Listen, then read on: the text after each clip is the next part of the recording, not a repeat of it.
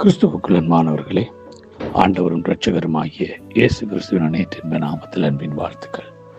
தொடர்ச்சியாக நாம் எச்சரிக்கையாக இருத்தல் என்ற தலைப்பில் நம்ம எவற்றுக்கெல்லாம் நாம் எச்சரிக்கையாக இருக்க வேண்டிய இந்த கடைசி நாளில் இருக்க வேண்டும் என்பதை குறித்து நாங்கள் தியானித்து வருகிறோம். யோசுவா 23 அதிகாரம் 11 வசனம் உங்களுக்கு சொல்கிறது,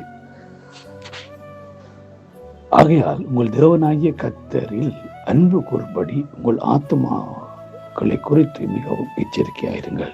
உங்கள் தேவனாகிய கர்த்தரில் அன்பு கூறும்படி உங்கள் ஆத்துமாக்களை குறித்து எச்சரிக்கையாயிருங்கள். நம்ம ஆண்டவராகிய இயேசு கிறிஸ்துவில் நம்ம எவ்வளவு அன்புள்ளவர்களாக இருக்கிறோம். நம்முடைய அன்பு எப்படிப்பட்டதா இருக்கிறது? சுயநலமான அன்பு. நாம் அவர் எங்களை எவ்வளவாய் நேசிக்கிறாரோ அதே போல் நாம் அவரை நேசிக்கிற, அவரை அன்பு கூறுகிற ஜனங்களை இருக்க வேண்டும் என்பதுதான் தேவனுடைய மிகப்பெரிய எதிர்பார்ப்பாக இருக்கிறது. பிரியமானவர்களே, உபாகமம் 6வது அதிகாரத்திலே 5-6 வசனத்தில் 4-5 வசனத்தில் நாங்கள் பார்க்கக்கூடிய ஒரு காரியம்தான், இஸ்ரவேலேகள் நம்முடைய தேவனாகிய கர்த்தர் ஒருவரே கர்த்தர். உன் தேவனாகிய கர்த்தரிடத்தில் உன் முழு இருதயத்தோடும் முழு ஆத்மாவோடும் உன் பலத்தோடும் அன்பு கூறுவாயாக. அப்ப நம்முடைய ஆண்டவர் என்ன சொல்றாரு? அவருடைய கட்டளை அதுதான். முழு ஆத்மாவோடும் முழு பலத்தோடும் முழு உள்ளத்தோடும் நாங்கள் ஆண்டவராகிய இயேசு கிறிஸ்துவை நம்ம நேசிக்கிற ஜனங்களாக இருக்க வேண்டும் என்றது எங்களுக்கு ஒரு மிகப்பெரிய கட்டளை. இதத்தில் மத்தேயு எழுதின புத்தகத்திலும் அங்கே பார்க்குற 22வது அதிகாரத்தில் 36-37 வசனம் சொல்லுகிறது. நம்ம பார்க்கக்கூடிய இருக்கிறது, அவர் உன் தேவனாகிய கர்த்தரிடத்தில் உன் முழு இருதயத்தோடும் உன் ஆத்மாவோடும் முழு மனதோடும் அன்பு கூறுவாயாக. இது முதலாவது கட்டளை.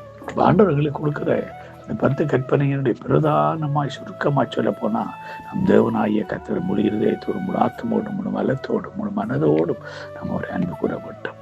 அப்ப அவர் விதமாக எங்களை நேசிக்கிறாரோ அதே விதமாய் நாம் நேசிக்கிற ஜனங்களாக நாம் இருக்க வேண்டியதாக இருக்கு. பிரியமான தேவனுடைய பிள்ளைகளே, அவருடைய எதிர்பார்ப்பு அதுதான்.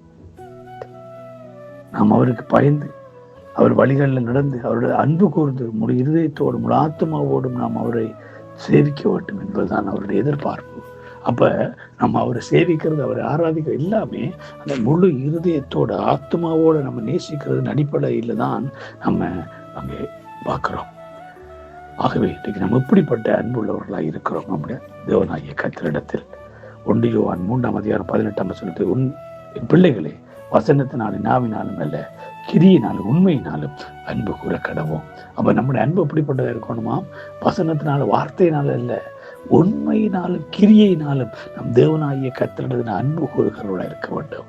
நம்ம எல்லா சூழ்நிலையிலும் எல்லா சந்தர்ப்பத்திலும் அவரை மாத்திரம் நேசிக்கிற, அவரை மாத்திரம் அன்பு கூறுகிற, அவருக்கு மாத்திரம் நம்முடைய வாழ்க்கையில முதலிடம் கொடுக்கிறவர்களா நம்ம இருக்க வேண்டும் என்பது அவருடைய எதிர்பார்ப்பு. ஆகவே இந்த கடைசி நாட்களிலே அக்கிரமம் மிகுதியாவது அநேகருடைய அன்பு தணிந்து போகிற சூழலில் நம்ம வாழ்ந்து கொண்டிருக்கிறோம்.